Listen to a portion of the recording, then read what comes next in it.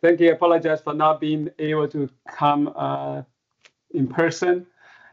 So the research is done mostly by my undergraduate researcher, Avery, and so I'd like to present case 2A. We also did the case 1, and just because of the time to post-process the data, so we decided to show case 2A. So so I'm the outlier here. We are using a high-order code, finite element type, up to P. The code has a capability up to P5, but we only ran P3, P2, and P4. So it's an unstructured code with CGNS and GMesh format, and mostly high-order mesh, Q2 meshes preferred. We have both explicit and implicit time integration schemes, especially for industrial applications. What we found implicit is needed just because we have no control of grid quality. And we have both wall resolved and wall model capability. So here we are running wall model capability. And we use an explicit SGS model. So in this case, we use a Riemann model for wall model simulation. And like David showed earlier, GPU calculation is probably the way to go for LES. And so all the simulations were run on DOE Summit computer. So we use the HP music code. So just to show you that we have actually many internal degrees of freedom depending on the P order. So this is a P2 element, a triangular element here. So the equivalent resolution will be mesh size divided by P+1. So I just want to get that there, because otherwise it would be strange. We use very coarse meshes, right? So a very special shout out to Vangelis, who accommodated our need for very coarse meshes. So you can tell, so this mesh has only 1.3 million isotropic tetrahedral elements. So from our high leaf prediction workshop experience, we prefer isotropic tetrahedral meshes elements for wall model simulation. So he had, I think Vangelis had to do a lot of work to generate such a coarse mesh. So this mesh has about 360,000 surface triangles, and then this volume 1.3. So you see the mesh is aggressively coarsened away from the wall. But of course, to capture the geometry, we had to use a Q2 elements, Q2 meaning degree 2 triangle elements. Just want to show you that the mesh is indeed curved. So I just showed you this door handle. So you see curved elements are used to capture the high curvature there, because otherwise the number of meshes to capture the curvature, number of elements would balloon to tens or hundreds of millions. So for this kind of high order simulation, definitely higher the mesh is needed and preferred. So this is a coarse mesh. And we also did a simulation on the final mesh, also generated by Vangelis. So if you take a look, so it's, I would say, surface resolution refined maybe by a factor of close to 2. And on the fine mesh, the coarse surface element is roughly around 30 centimeters. So if you divide it by 5, equivalently, I would say 6 millimeter kind of a surface resolution. But of course, the mesh is adapted according to geometry. For some of the geometrically fine areas, we needed to use a finer mesh there. So just to show the qualitative view. So here are some simulation details. As I said, we ran HP refinement. We ran a coarse and fine mesh with 3 different P orders, P2, P3, P4. So these are 3rd, 4th, and 5th order. In time, we use an implicit 2nd order optimized backward difference formula in time. I just realized we probably used a too small time step. Our time step is on the order of 10 to the 6, and so we'll try to use a bigger time step just for efficiency. So here are the degrees of freedom per equation. So if you want to compare this simulation with the finite volume simulations, here are equivalent like number of degrees of freedom or control volumes. So on the P4 fine, we have 138 million degrees of freedom. So it is a pretty fine resolution simulation. And we use the equilibrium wall model. And our data exchange location is at the centroid of the first element away from the wall. So the tetrahedral element. So in that case, even if the tetrahedral element is of the height of a boundary layer thickness, and the data is about 1/4 of the boundary layer, so we can use pretty coarse elements because of that. And Riemann model, as I said, and ran on Summit.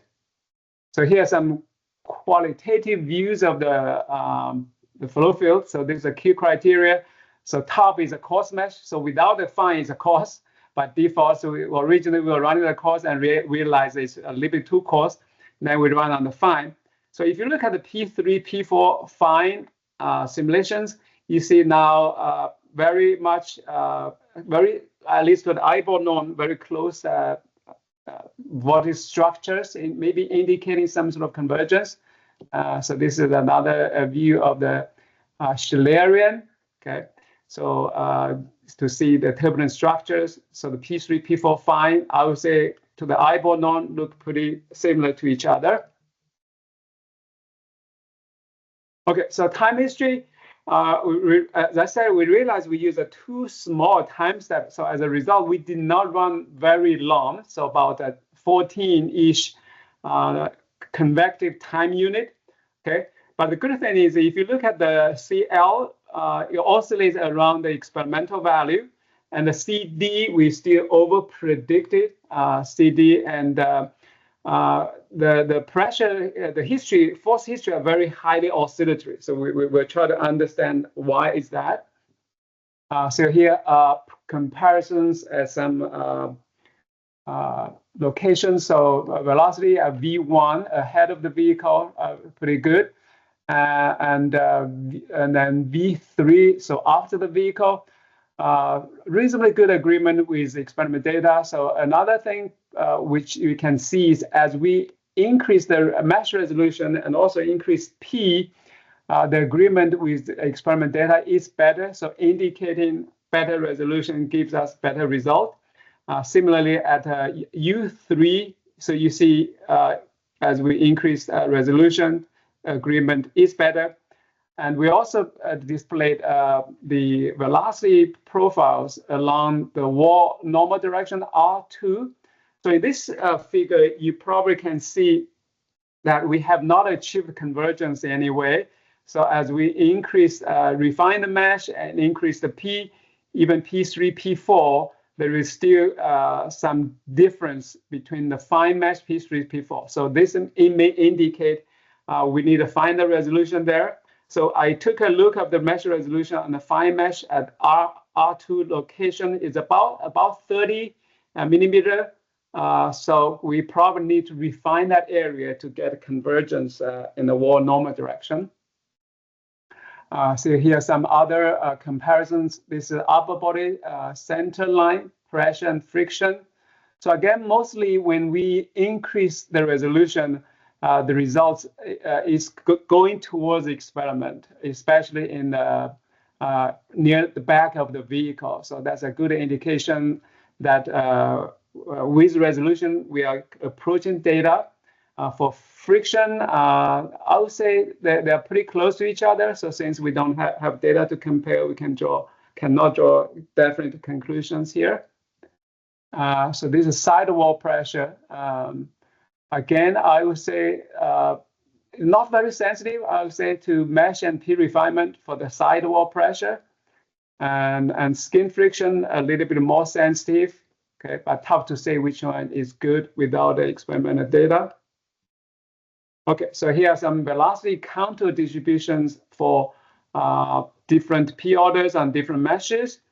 I would say on the fine mesh or at a higher P, especially if you look at the P3, P4 on the fine mesh, we see very good agreement between them. So this is perhaps an indicator that we achieved a reasonably good mesh independent solution, at least for this particular quantity velocity on this plane.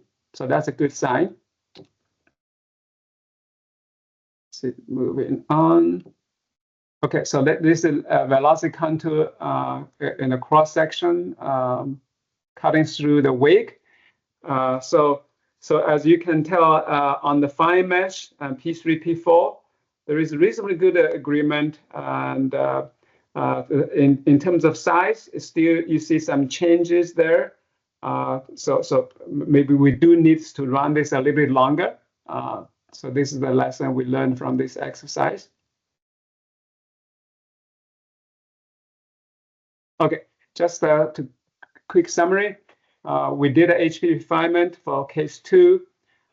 It looks like a drag and lift are not very sensitive to measure order refinement.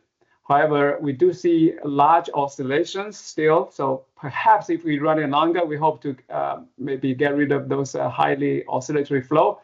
Reasonable agreement in CL. CD, we sort of over-predicted, but relatively insensitive to mesh refinement there. Velocity contour show good mesh and order convergence, but we have not achieved convergence for the velocity profile in the normal direction, wall normal direction, perhaps due to mesh resolution. Future work maybe improve the mesh more uniform for this kind of LES simulation. Really like a more uniform mesh. Run this longer and look at the time. Maybe use a bigger time step in our case. So that's all. Thank you, and I'll be happy to answer any questions.